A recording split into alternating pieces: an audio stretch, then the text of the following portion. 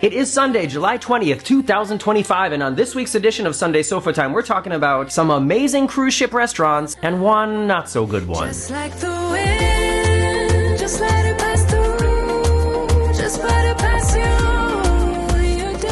Welcome back to the very unofficial Travel Guides. I'm Morgan. I've been making travel videos for over 15 years of popular and not so popular tourist destinations to give you a very honest, unofficial look at what it's like to be there and some of the funny, weird, and life-changing experiences that have happened to me around the world have been documented in my two books, Getting Stitches on a Cruise Ship and Places Please. If you like to read and want to give me a little extra support, you can check them out on Amazon now.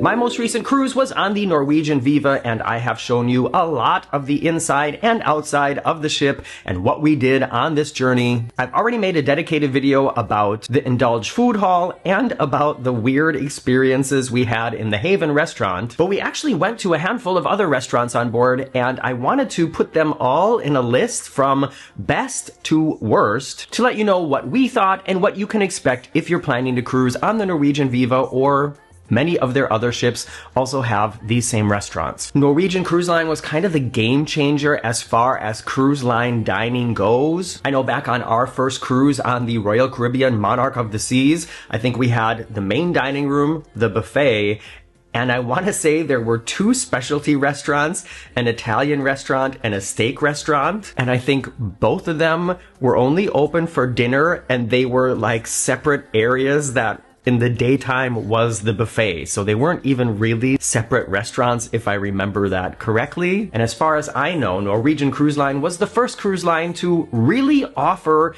separate dining restaurant experiences on board. And if they weren't the first, they were definitely just the first that I experienced. And they've pushed the boundaries between what is like traditional cruise ship dining and what is just having a ship full of fantastic restaurants. The Viva actually has 8 upcharge restaurants and also a handful of other individual dining venues that are included in the price of the cruise.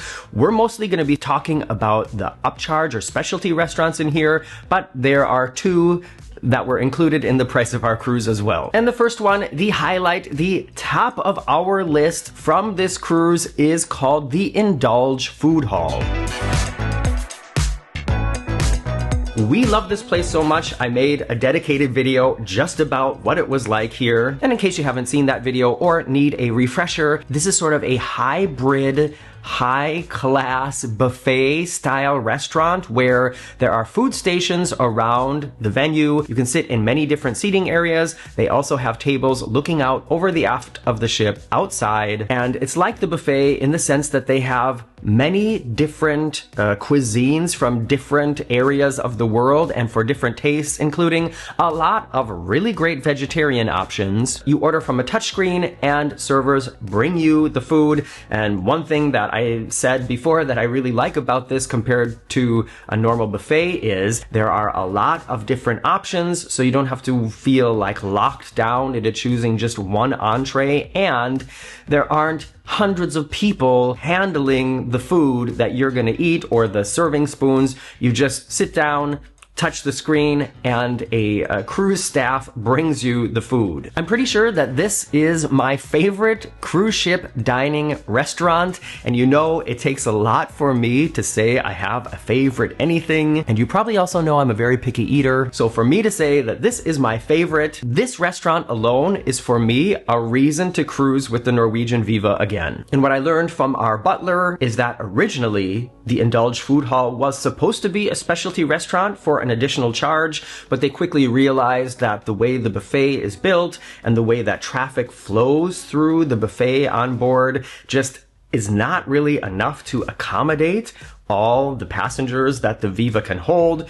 And then the situation was changed so that the Indulge Food Hall was also included in the price of the cruise, kind of like a second buffet area. I think it's great. I wish I could go eat there again tonight. Next on the list is a restaurant I haven't talked about at all yet in the videos, and that is Onda by Scarpetta.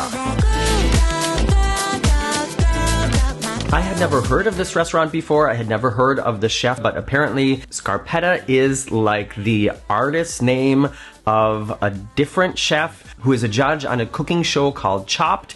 And there are on land Scarpetta restaurants, and this may be the only one on a ship. The Norwegian website says, Onda, or wave in Italian, brings the charm and effortless elegance of its critically acclaimed sister restaurant, Scarpetta, to sea. Uncork your favorite bottle of wine and let La Dolce Vita flow. Indulge in a modern Italian culinary experience from Scarpetta's signature pastas like the famous spaghetti tomato and basil to unique, mouth-watering seafood creations, and leave room for dessert. And then it says here, sharing is optional. We were impressed with just about everything that came to our table, and also everyone who came to our table in this restaurant on the Viva. Marcus and I really enjoy trying wines from different regions. We have a large wine collection here at home, and we really appreciated that there was a sommelier in the restaurant who came over, had a nice conversation with us. We talked about wines that we knew, and he found some wines in his collection that he thought we might like to try that were within a reasonable price range. Just so you know, on Norwegian, most of the time the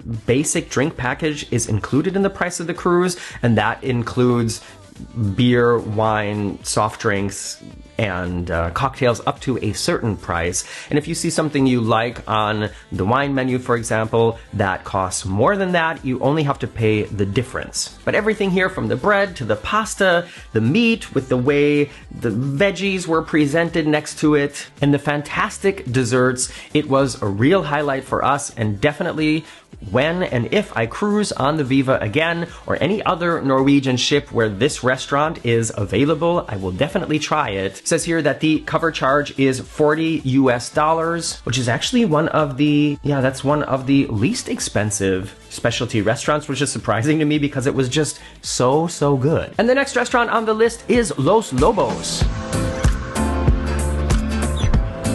If you've been around here for a while, you know I love Mexican food. I got into a little trouble with some people when I was reviewing the Mexican selections on the Virgin Voyages cruise line. I think I made a joke about how can this be a Mexican restaurant? They don't have like nachos or quesadillas. And people were saying, yeah, that's because they have authentic Mexican food. So I don't know if the food in Los Lobos counts as authentic or Tex-Mex or whatever you want to classify it as. The website says, Bienvenido a Los Lobos, a premium Mexican restaurant celebrating traditional flavors with a modern twist. From carne asada to tres leches cake with coconut cream, the chefs at Los Lobos focus on unique flavor combinations located on Ocean Boulevard, with both indoor and outdoor seating available, and the cover charge to eat here would have been $40. One thing that makes dining here really special is I just feel like the atmosphere was very unique. It's kind of dark inside. There is a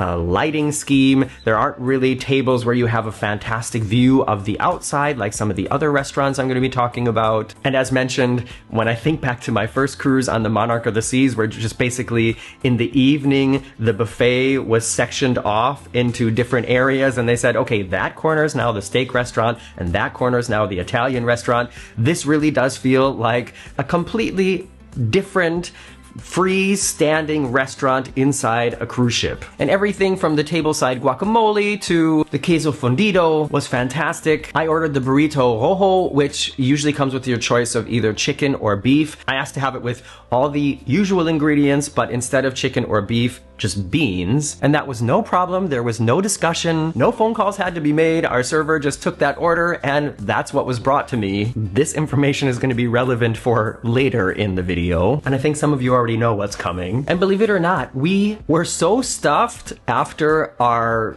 entrees and our main courses. I think we had 2 entrees and we both had a main course, and maybe did we split something else? Anyways, we only had room for 1 dessert. We got the tartaleta maya, which it says here in the menu has a guava gel and a spicy 72% chocolate ganache. It was so good, but you know, after you've had so much great food already and your stomach is already so full, it's hard to really enjoy dessert. I feel like sometime I want to go have dinner and then go see the show and then go back to the restaurant for dessert. I wonder if that's possible. The next restaurant I want to tell you about is also one that I haven't talked about at all yet. It's called Palomar, and we're gonna get to it right after this commercial break. Did you get one? What was it about? Write it in the comments below. That's a little tradition I do. Sometimes it works, sometimes it doesn't work. If you got a commercial break in that little second, let me know in the comments. Shining bright. My friends are in the club. Okay, the website says about Palomar, explore the best flavors of the Med at Norwegian's first ever Mediterranean restaurant. Seafood is the star attraction here with European essence with a casually sophisticated setting. Diners will be treated to dishes created from the finest ingredients, including fresh fish, perfectly paired wine selections, and cocktails. And this is something that's interesting to me. This is a little bit lower on our list of favorites. They were all excellent, well, except the last one. This one was just a little bit lower on the list for us, and that all has to do with personal taste and things like that. There was nothing bad about it, we just kind of enjoyed the other ones more.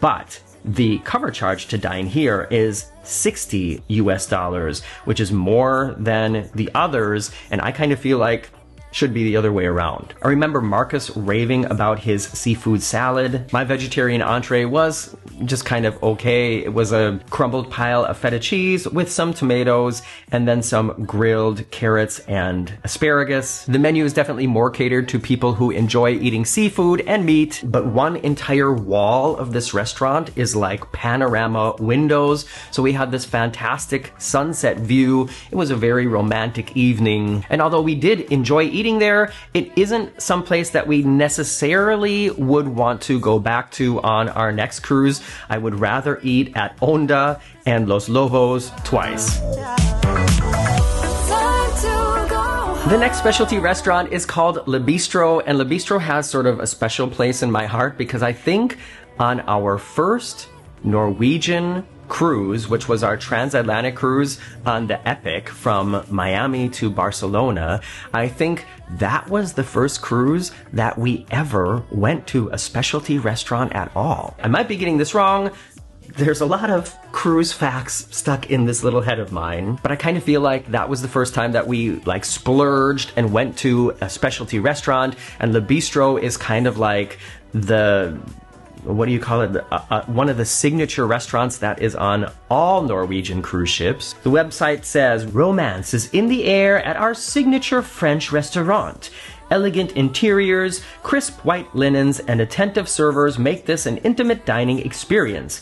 By the end of your meal, you might just be proclaiming, c'est magnifique. Cover charge is $60 US, and I wanted to see here, most of the restaurants are 40, some are 50. And then the steakhouse, Hasuki, which is a Japanese restaurant, Le Bistro, and Palomar are 60. On that evening, my telephone battery was dead, so I used Marcus's phone to make pictures and videos of all of the food we had there. And Marcus is in Berlin right now, and I'm here, and I didn't realize this until I started editing the video, and he's not going to be back until Sunday, so either I have to convince him to somehow upload these videos to Dropbox or something, or you're just going to have to listen to me talk about the food and look at the menu, but not actually see any of the food. One thing I do remember about the dining venue is they had huge chandeliers that weren't hanging way above. The roof in the restaurant is at a normal height, and then they have huge chandeliers that are hanging like at table height. So that was kind of a cool atmosphere, not like Palomar with its huge panorama window. This was a little bit more like Los Lobos, where it's more about the atmosphere inside and not looking outside or being connected to the ocean. And it felt special to eat in Le Bistro again, and I remember from our first experience that it felt very much like fine dining. There was a strict dress code. The men had to wear a suit and tie, but that was like 15 years ago or 10 years ago, and now there really wasn't much of a dress code there. The people sitting next to us had obviously been taking advantage of the drink package. They were quite loud and disturbing, saying things like, bro, this is the fucking best steak I've ever had. You gotta try this fucking steak, man. It's better than a job. Like, is that the things that you have to be talking about at that volume level at dinner? Sorry. I know. I need to stop expecting people to act right. Altogether, I would say we enjoyed eating at Le Bistro. Wouldn't necessarily be at the top of my list next time, but definitely worth visiting if it's included in your package like it was with ours. Okay, Final restaurant experience, and of course we also did eat several meals in the buffet. The buffet and Indulge Food Hall, which I'm also going to be categorizing as a buffet, those will always be our favorite restaurants on every ship. But as you know, if you're up to date on this series, we stayed in the Haven this time. This was our first experience in the Haven, the luxury ship within a ship area created by Norwegian Cruise Line. And one of the things that makes the Haven special is not only 24-hour room service available to be served by your personal butler, but also an exclusive restaurant where only people staying in the Haven are allowed to dine. The first thing that I think is worth mentioning about the Haven restaurant is the menu for lunch and dinner doesn't change. It's the same menu for the entire cruise. At least on our cruise, there were also no daily specials or anything like that. It was the same thing every day for lunch and every day for dinner. And I know in the other restaurants that I mentioned here in this video, Palomar, Bistro, etc., their menus also stay the same every day. But I feel like the way they market the Haven is, if you're staying in the Haven, then everything you have is right here, and you don't necessarily have to go out of the Haven to the rest of the ship for any reason, because we do it better here in the Haven anyways. And if you've seen my video discussing this in great detail, I can only disagree with that philosophy. While the food in the Haven was okay, I found making special requests about having things added to the meal or taken out of the meal were extremely complicated, and there was like a big fuss made out of it. Whereas when I went to Los Lobos and said, I kind of want this burrito, but instead of the meat, can I just have beans in it? And they were like, yeah, no problem. And when I went to the restaurant in the Haven and asked for ravioli without raw egg yolk on it, I had to talk to this person who had to talk to this person who had to make a phone call. It was way too big of a deal. Also, the service in the Haven was totally chaotic. We saw people getting the wrong food. We saw waitstaff literally walking around with just like question mark looks on their faces, discussing with each other, do you know where this goes? The table next to us had a few things delivered to their table that they didn't order, and altogether it just did not feel luxurious or special or romantic really at all. The experiences we had in the other restaurants were better service, better sommelier, and much better at taking care of special requests. One nice thing about the Haven restaurant is they do have also a large panorama window. They also do have an outdoor seating area that includes heating. There's actually a lot of outdoor seating on the Norwegian Viva for the restaurants that are in the midship, but I don't think any of them have heating. So that is something that's really special about the Haven restaurant on the Viva. And one thing I forgot to tell you guys in the original video I made about the Haven is just another silly nitpicky complaint. I ordered the crudité, which is like a plate of raw vegetables, and it said comes with a creamy dipping sauce. Not sure why I decided to order that. It's not something that I would usually order anywhere else. I think I felt like I needed to try something healthy for a change. And the menu said it comes with a creamy dipping sauce, and then they brought it to the table and it was just the veggies with no dipping sauce. It took me a while to finally flag down a waiter, and I mentioned, sorry, it said that there was a dipping sauce coming with this, but I didn't get that yet. The waiter then went and got the maitre d', and the maitre d' came to the table to ask me what was wrong. Like, why does it have to be like that? And I explained to the maitre d', oh, listen, this is no big problem. It just said that there was a dipping sauce with the veggies, and, you know, raw veggies always taste better with a dip, so I was just wondering, could I get the dip? And he said, no, they didn't bring the dip because the dipping sauce has anchovy paste in it, and we know you don't like fish, so that's why we didn't bring it to you. And I thought, okay, first of all,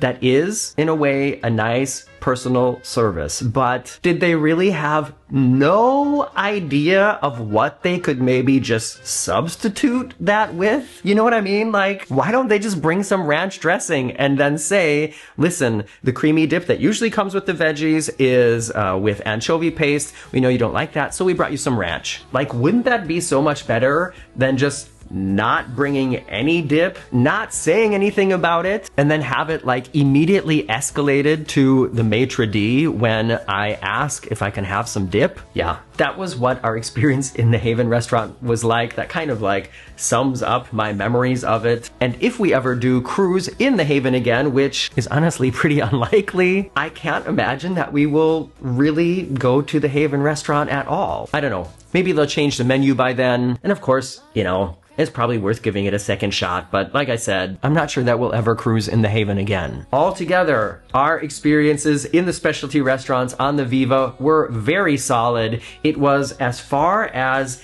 eating on a ship, an extremely high standard compared to a lot of the experiences I've had lately. And in just a few weeks, I'm going to be cruising with the brand new biggest cruise ship in the world, the Royal Caribbean Star of the Seas. It's a quick cruise. It's only 4 nights. I'm not sure if I'm going to have the opportunity to try a specialty restaurant on board, but of course, I will be trying the buffet and the main dining room. I'm looking forward to showing you that as well. So if you're interested in seeing it, make sure that you're still subscribed, or make sure that you subscribe if you're not subscribed. Please give this video a little thumbs up before you go, and thanks for spending this part of your Sunday or whatever day you choose to watch this with me. I'm Morgan from the Very Unofficial Travel Guides. Bye-bye.